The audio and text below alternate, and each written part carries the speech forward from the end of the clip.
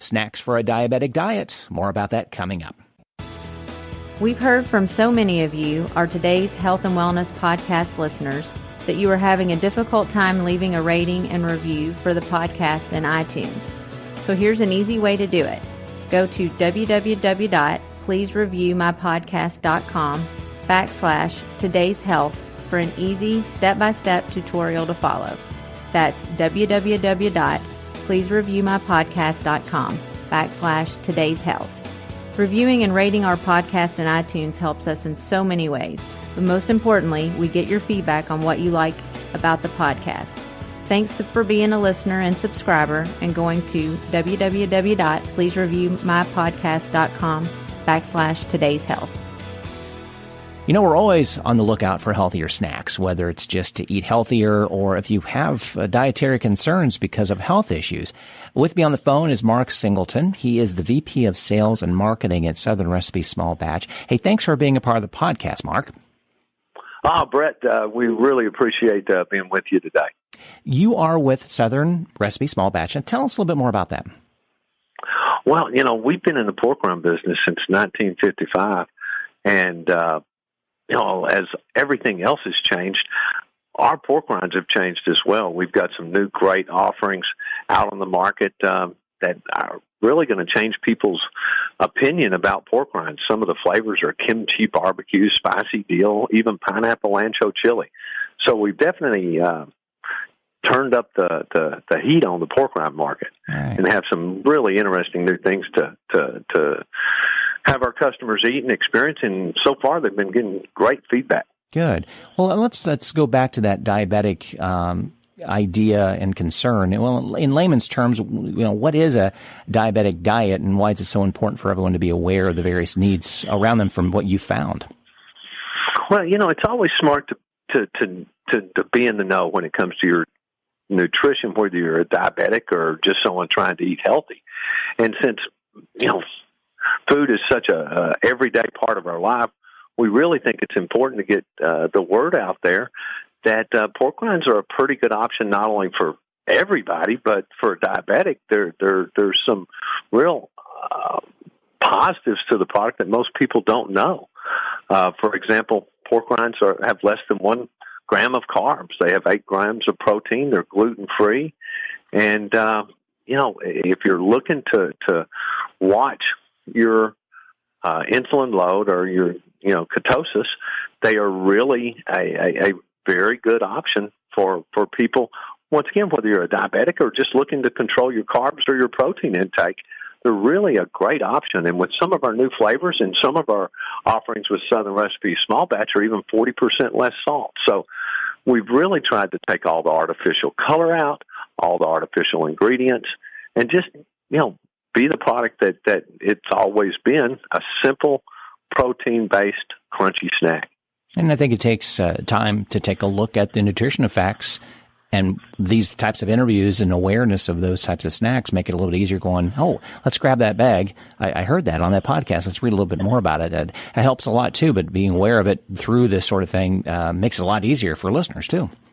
Oh, yeah. Eating right is vital when you're preventing or controlling diabetes or just trying to get in better shape, because what you put into your body is definitely reflects upon your lifestyle. You know, you've got to go high in nutrients. You got to go low in fat. You got to watch your calories. You got to watch your salt intake. And a pork rind or any other salty snack is just a part of many diet decisions that you're going to make during the day. But what most people are using pork rinds and the keto diet and the paleo diet is just a way to really watch their carbs, watch their insulin loads. And, you know, pork rinds have the highest satiety factor of any snack food. Literally, they just make you feel fuller faster. So it also controls those mid-afternoon hunger pains that, you know, are often a great way to wreck a diet. Oh, yeah. We're all guilty of that.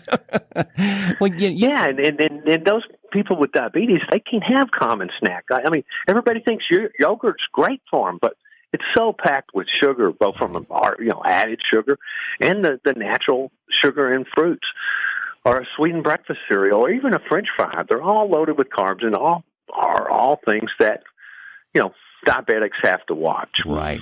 Well, you've personally experienced the love diabetic consumers have had for Southern Recipe small batch pork rinds. Can you share that story with us? Boy, just the other day, I was in a grocery store, and I was this lady had 4 bags of our new small batch pork rinds, all 4 flavors. And you got to watch walking up to strangers in a supermarket, Brett. But I went up and I said, "Ma'am, if I could ask you a couple of questions, the company I work for makes these pork rinds." And she goes, "Oh, you're kidding me!" She got so excited. She said, "Every month my mother comes up and spends a week with us. And she's diabetic, and these are the only, crunchy, salty snack that she can eat."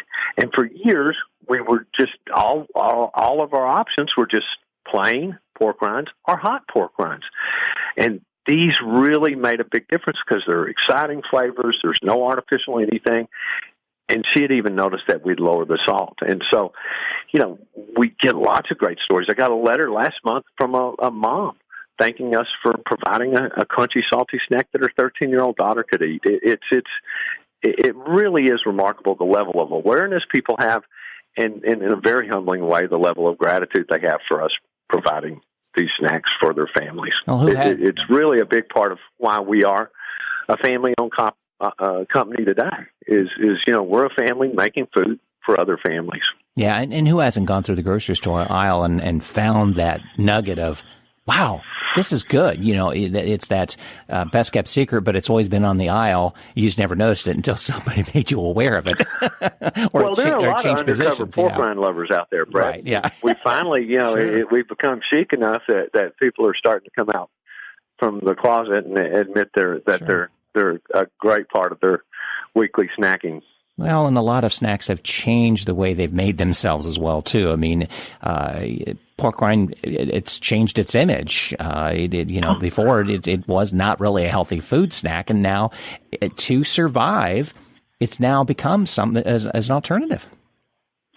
I think you see that in everything. Yes. We're seeing, look at the amazing amount of raw almonds and cashews that are being eaten. Once again, they're high in protein, high in fiber, great for a diabetic diet. But you've got baked pita chips that you see all over the grocery store now. Right. You didn't even see those 10 years ago. Everything was fried. Popcorn. Oh my gosh. Popcorn's just exploded. It's gone from a $300 million category to a $1 billion category.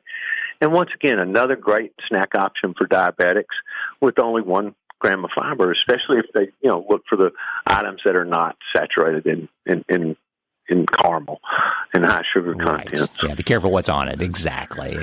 Sure. But boy, what an exciting time with the internet. You can literally take your phone, flash it on the label, and there's websites that'll tell you whether this is good for your diet or bad for your diet just by reading the UPC code. Right. The amount of help out there for people looking to watch what they eat is better than ever before. Yeah, it's pretty amazing. And you use the technology for good versus bad. You can live a healthier lifestyle, at least give yourself a better chance at it. Let's put it that way. Well, we love an informed consumer because an informed consumer will pick pork rinds.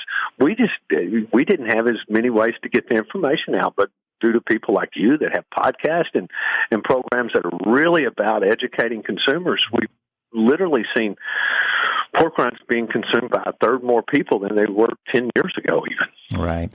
Well, now that we've got them excited to take a look for them in their grocery store, where can they learn more about Southern Recipe Small Batch as well as potentially find in the larger chain grocery stores?